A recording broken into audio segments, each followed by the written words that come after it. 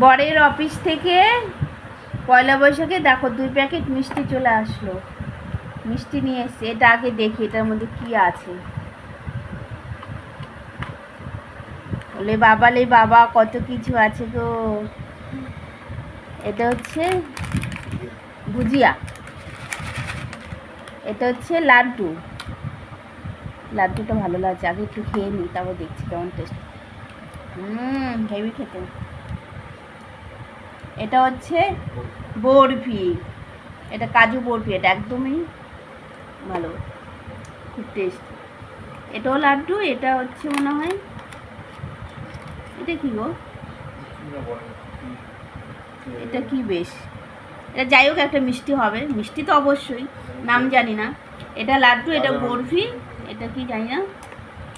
ও বাবা এটা কি গো, ও এটা সোনপাপড়ি, সোনপাপড়ি, এটা ভেঙে গেছে, খুব ভালো। এবার এটাই দেখি কি আছে, এটাই দেখি কি আছে, এটা কি দেখি দেখি দেখি দেখি দেখি। ও মা এটাও খুব ভালো করেছে, নিমকি দিয়েছে একখানা, লাড্ডু দিয়েছে, একটা গজা দিয়েছে। এটা এটা কি গো, এটা ক্ষীরকদম, ক্ষীরকদম। এটাও আমি নাম জানি না, এটা বেশ একটা মিষ্টি জাতীয়। যাই হোক এখন একটু খেয়ে দেখি, এটা একটু পরে খাবো, আগে আমি এটা খাবো, এটার প্রতি আমার লোভ লালসাটা বেশি। কি খাবো কি খাবো, লাড্ডুটাই খাই।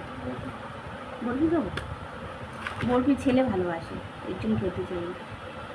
না না তুমি একটু খাও, খাবো না, আর একটু খাই।